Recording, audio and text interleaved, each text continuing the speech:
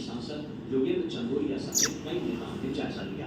अब इस Boomy बात boy, पर सियासत तेज हो boomy चुकी है। boy, boomy boy. Oh my boomy boy,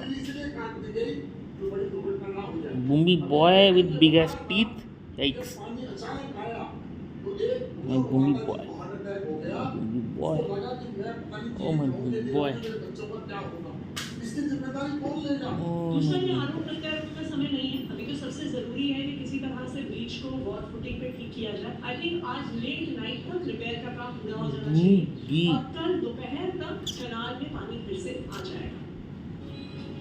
तो खैर ये तो बात थी बारिश की बढ़ते आगे और अब बात महाराष्ट्र की खबर की करते हैं। महाराष्ट्र कैडर की ट्रेनी IAS पूजा खेड़कर इस वक्त सुर्खियों में वजह पद की हनक से जुड़ी है। पूजा पर कई आरोप लगे हैं। इनमें कैबिन के लिए सीनियर Boomy boy. से लेकर अवैध ढंग से Boomy दारू boy. लगाने के आरोप भी है। My उनके boy. आज पुलिस पहुंची तो अलग बवाल सामने आया।